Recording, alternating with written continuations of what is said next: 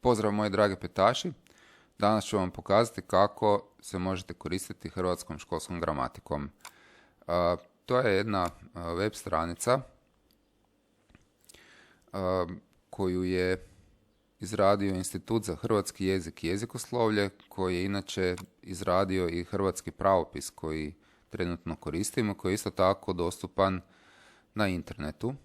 Dakle, hrvatski pravopis i hrvatska školska gramatika od Instituta za hrvatski jezik i jezikoslovlje. To su zapravo odlične internetske stranice koje vam mogu poslužiti za ponavljanje gradiva.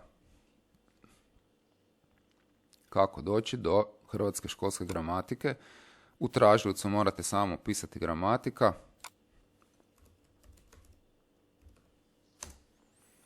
I prva poveznica, ova gramatika.hr, to vam je zapravo ta hrvatska školska gramatika koja nama treba. Tu ćete pronaći one teme vezane uz vrste riječi.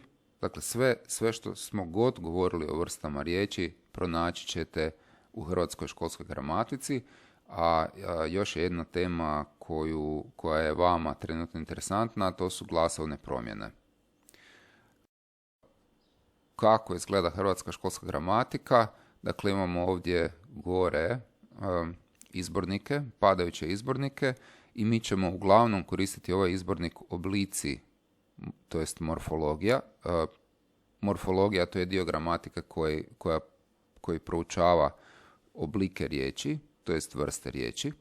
I tu, dakle, možete pronaći sve vrste riječi, svih 10 vrsta riječi koje smo mi na početku 5. razreda obradili i pojasnili. Dakle, imenice, pridjeve, zamjenice, brojeve i glagole kao promjenjive vrste riječi, i onda još na kraju priloge, prijedloge, veznike, usklike i čestice kao nepromjenjive vrste riječi. I sve što god vas interesira o tim riječima objašnjeno je u gramatici. Onako lijepo sažeto, koncizno. Ako otvorite recimo imenice, evo tu ćete pronaći, osim one prve početne definicije imenica koje još znamo iz nižih razreda, pronaći ćete i sve ono što morate znati o promjeni imenica, po padežima, o broju kao obilježju gramatičkom i o rodu kao trećem gramatičkom obilježju imenica, i onda imate zapravo tu i dosta sadržaja koji se možete dodatno čitati. Neke stvari mi još nismo radili, neke jesmo. Međutim, kad god niste sigurni u svoje znanje, možete zaviriti u hrvatsku školsku gramatiku i ovdje si potvrditi. Osim imenica, mi smo evo nedavno učili pridjeve, to ste gradivo i odgovarali. U sadržajima možete se kretati tako da koristite ove gumbe na dnu stranica, znači za prelazak na sljedeću temu, a možete isto tako koristiti ovaj padajući izbornik, to je potpuno svejedno. Od pridjeva, dakle, osim one osnovne definicije pridjeva, mi imamo obrađeno ovdje i dvije vrste pridjeva, to su opisni pridjevi sa svojom deklinacijom, to jest sklonidbom, ne? I odnosni pridjevi, to jest, mi smo to rekli posvojni pridjevi, ne? To je isto, odnosni pridjevi koji završavaju na ov, ev, in ili ski, ški, čki, dakle kako se točno pišu. Zatim je obrađeno i stupnjevanje pridjeva, to je ona komparacija, ne, sa pozitivom, komparativom, superlativom i s onim glasovnim promjenama koje se događaju u komparaciji pridjeva. Ne, sjećate se kraćenje i je u je. Onda ćemo zamjenice preskočiti jer to još nismo radili.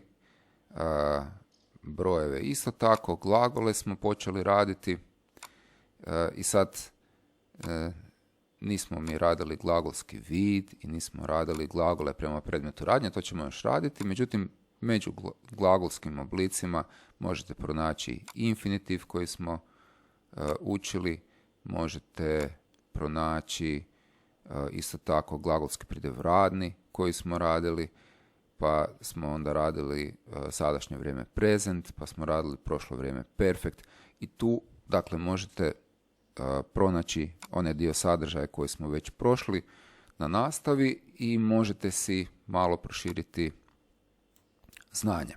Isto tako vjerojatno ste već malo zaboravili priloge, prijedloge, veznike, usklike i čestice, pa si tu možete isto tako pronaći sve ono osnovno i najvažnije što treba znati o pojedinoj vrsti riječi. Ono što još možete koristiti ovdje pod ovim izbornikom glasovi, to jest fonologija, možete si pročitati malo o glasovnim promjenama. I to palatalizaciji, sibilarizaciji i otaciji. Vidite da ima još dosta glasovnih promjena koje mi nismo učili, ali eto o palatalizaciji, sibilarizaciji i otaciji možete čitati i možete si isto tako, ako niste sigurni o kojoj se glasovnoj promjeni radi, ovdje možete si malo pomoći. Jer gramatika je priručnik, to jest knjiga koja bi vam trebala biti stalno pri ruci da biste ju koristili dakle u svojem radu. Kad nešto pišete, neki tekst, onda slobodno zavirite u gramatiku i u pravopis. To su priručnici. Osim ove 3 glasovne promjene, mi smo još radili i djelomično zamjenu je, e i i. I to kod komparativa i superlativa pridjeva. Ne? Znači ovaj jedan dio te glasovne promjene mi smo i opisali.